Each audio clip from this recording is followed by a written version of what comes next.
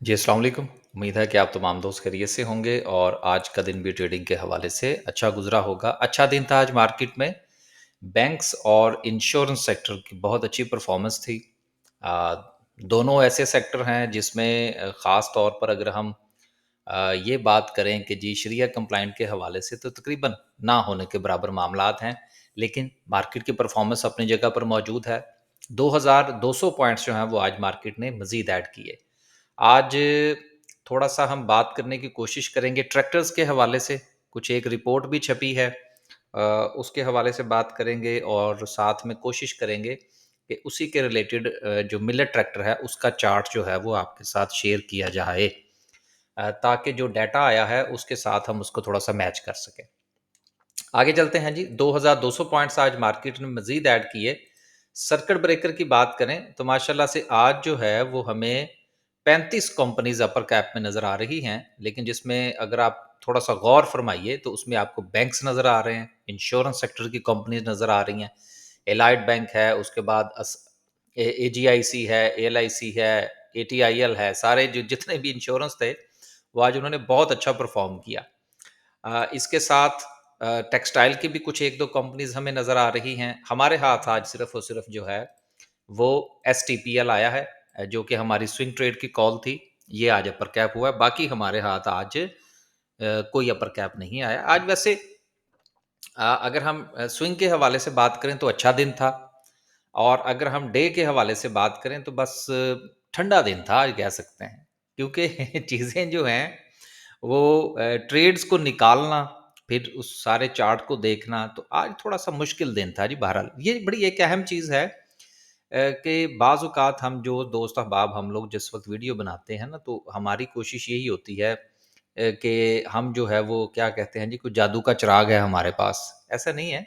अ, वो क्या कहते हैं जी, every day is not a Sunday. तो कोई दिन बहुत अच्छा होता है, कोई एवरेज होता है, कुछ ठंडा होता है, तो आज का दिन जो था वो हमारा ठंडा दिन था जी। लेकिन अगर हम बात करें स्विंग के हवाले से तो अच्छा दिन था। स्विंग वालों का आज भी जो है वो छक्का लगा है। आगे चलते हैं जी, लोअर कैप की बात करते हैं। काबिल ज़िक्र कंपनी जो है वो हमें लोअर कैप पर नज़र नहीं आ रही। ओवरऑल परफॉर्मेंस अगर हम सेक्टर वाइज़ देखें तो oil and gas sector again जो है वो मज़ीद हमें पॉइंट्स लूज़ करता हुआ नज़र आ रहा है। इसके साथ जो दीगर सेक्टर्स हैं जिसमें ऑयल एंड गैस मार्केटिंग है, क्योंकि जिस वक़्त ऑयल एंड गैस एक्सप्लोरेशन की बात करेंगे तो फिर मार्केट साथ में किसी न किसी हवाले से थोड़ा-सा अटैच हो जाता है। ऑटोमोबाइल्स में भी आज थोड़ा-सा प्रॉफ़िट टेकिंग का दिन कह सकते हैं आप। देन फ़ार्मा भी आज सूरत-ए-हाल जो है वो थोड़ी-सी डाउन रही। फर्टिलाइज़र ने थोड़ा-सा कमबैक किया और बैंक्स जो हैं वो आज हमें लीड करते हुए नज़र आए। सीमेंट सेक्टर में भी मिली-जुली सी परफ़ॉर्मेंस है। बेस्ट वे सीमेंट ने थोड़ा-सा परफ़ॉर्म किया, थोड़ा-सा नहीं बल्कि अच्छा परफ़ॉर्म किया। लेकिन ओवरऑल जो पूरा का पूरा सेक्टर है वो हमें ठंडा नज़र आया। देखिए प्राइसेज़ जो है ना वो चीज़ों की काफ़ी ऊपर जा चुकी हैं।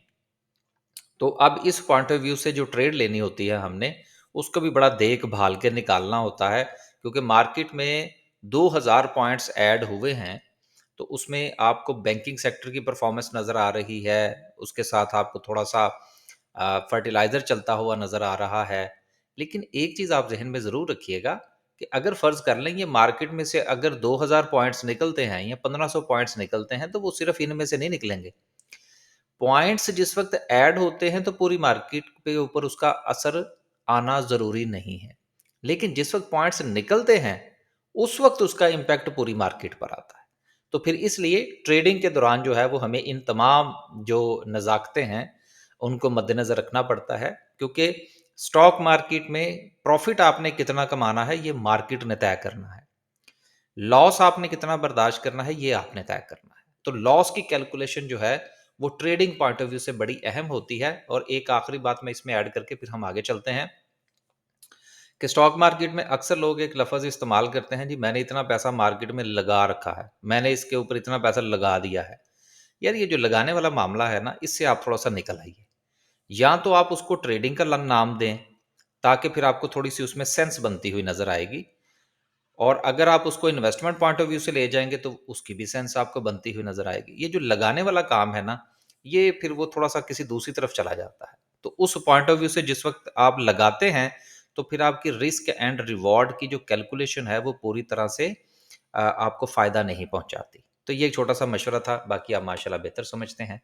आगे चलते हैं जी, सेक्टर वाइज़ परफॉर्मेंस देखें। कमर्शियल बैंक्स 1600 पॉइंट सिर्फ कमर्शियल बैंक्स के हैं, फिर फर्टिलाइज़र है, पावर जनरेशन है, सीमेंट है।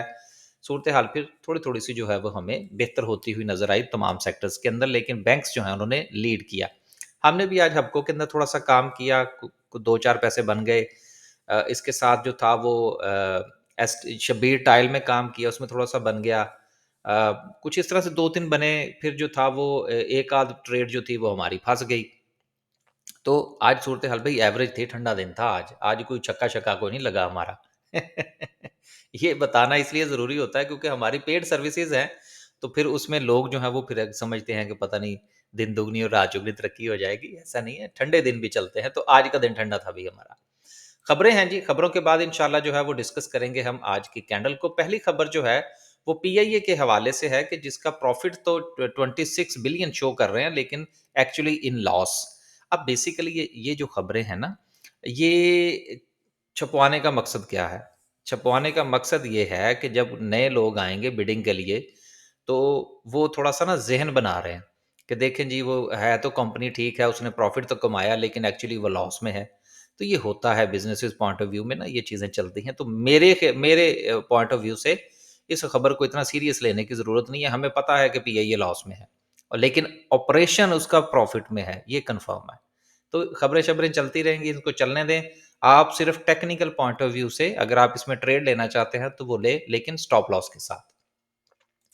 अगली खबर जो है वो दीवान सीमेंट के हवाले से है, जिन्होंने 6 मेगावाट सोलर एनर्जी सिस्टम जो है उसकी इंस्टॉलेशन के हवाले से बात की है। अब देखिए, बात ये है कि गुज़िश्ता काफ़ी दिनों से ख़ास तौर पर सीमेंट इंडस्ट्री में ये मामलात जो हैं ये बड़ी तेज़ी के साथ चल रहे हैं। आए दिन हमें किसी न किसी कंपनी की खबर आ रही होती है। पावर सीमेंट के हवाले से भी थी, इसके साथ भी थी, इससे पहले थटा की थी, उसके साथ गरीबवाल की थी। तो लग करते-कराते जो है वो तकरीबन तमाम कंपनीज़ जो हैं वो अपने एनर्जी के मामलात को सॉल्व करने जा रही हैं। तो अच्छी बात है, इससे यकीनन इनकी जो प्रॉफ़िटेबिलिटी है उसमें इज़ाफ़ा होगा। अगर आपके पास सीमेंट सेक्टर का ये शेयर है, तो ये खबर यकीनन एक पॉज़िटिव है आपके लिए। अगली खबर जो है वो लकी कोर के हवाले से है। ये भी अपनी फेस वैल्यू जो है उसको स्प्लिट करने जा रहे हैं, 1 के बदले 5, यानी कि अब इसकी भी जो फेस वैल्यू होगी वो ₹2 हो जाएगी। देखिए, ये जो स्टॉक स्प्लिट का सिलसिला चला है ना मार्केट के अंदर, इसने मार्केट के अंदर लिक्विडिटी जो है उसको इंक्रीज़ कर दिया है, और लिक्विडिटी इंक्रीज़ होने की वजह से जो ट्रेडिंग अपॉर्च्युनिटीज़ बन रही हैं और मार्केट के अंदर आपको थोड़ी-सी मज़ीद उछाल नज़र आ रही है, ये इसी स्टॉक स्प्लिट का नतीजा है।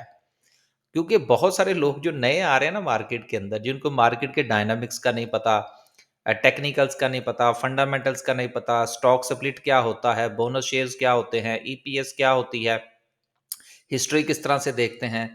माज़रत के साथ बहुत सारे लोगों को इन चीज़ों का नहीं पता। तो जब वो आके देखते हैं कि एक शेयर जो था वो इतने का था, वो आज वो हमें इतने का मिल रहा है, तो कुछ लोग इस चक्कर में भी बाइंग कर रहे हैं। अगर आपने भी इस चक्कर में कोई बाइंग की है, तो आप पहले चीज़ों को देखें, या तो टेक्निकली देखें या फंडामेंटली देखें। अगर दोनों तरीके से देखें तो फिर तो बहुत ही अच्छी बात है। तो इस चीज़ को ज़रूर ज़रा मद्देनज़र रखिएगा।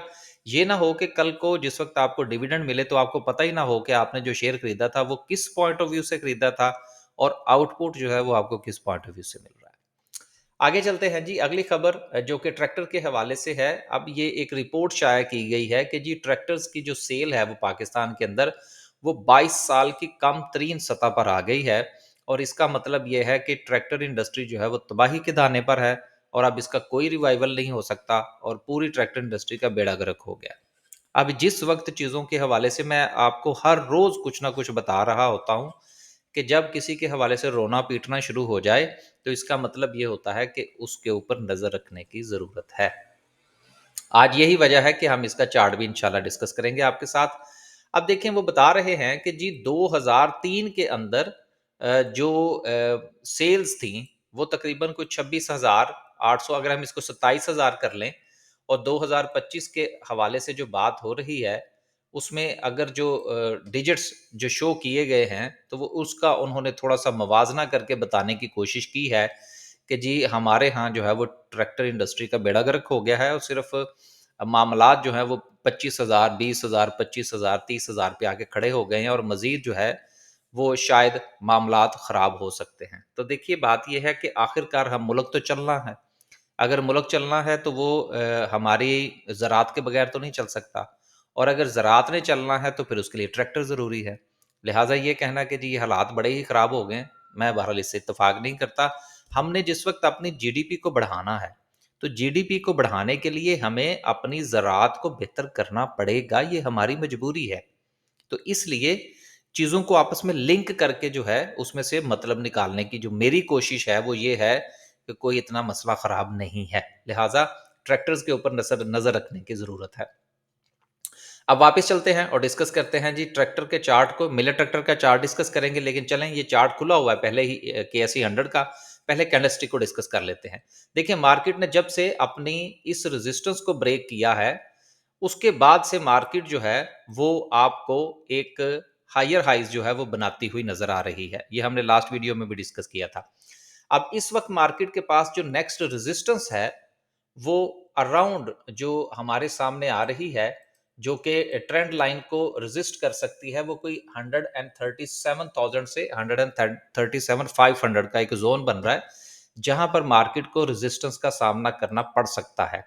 दूसरी तरफ आप एक चीज और जहन में रखिएगा कि इस वक्त जो मार्केट की जो परफॉर्मेंस है वो बैंकिंग और इंश्योरेंस बेस है। लेकिन अगर हम पॉइंट्स के हवाले से बात करें तो बैंकिंग जो है उसके ऊपर मार्केट पूरी तरह से रिलाय किए हुए है। मैन्युफैक्चरिंग सेक्टर जो है वो हमारा वो बिल्कुल परफॉर्म नहीं कर रहा। तो ये सर्विसेज सेक्टर की परफॉर्मेंस है जो कि बैंकिंग सेक्टर जिसको लीड कर रहा है।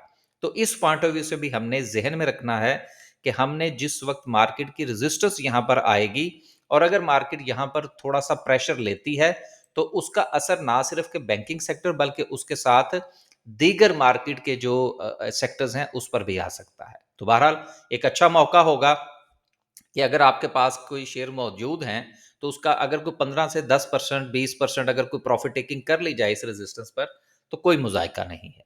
लेकिन बाज़ औक़ात लोग सोचते हैं कि यार अक्सर जिस वक़्त हम जो है वो ट्रेनिंग सेशंस करवाते हैं या कोई सेशन रखते हैं, तो उसमें अक्सर लोगों का जो डर होता है वो ये होता है कि जी अगर ये यहाँ से ऊपर निकल गया तो फिर क्या करेंगे? जिस तरह से मार्केट चलें जी उसने ये रेजिस्टेंस ब्रेक की तो जी यहाँ पहुँच गई।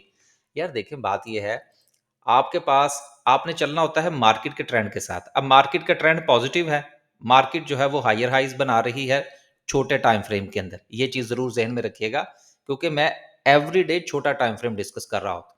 अब फ़र्ज़ करें मार्केट यहाँ पर रेजिस्टेंस पर आई, आपके पास किसी कंपनी के 100 शेयर्स थे, आपने जी 20 शेयर बेच दिए।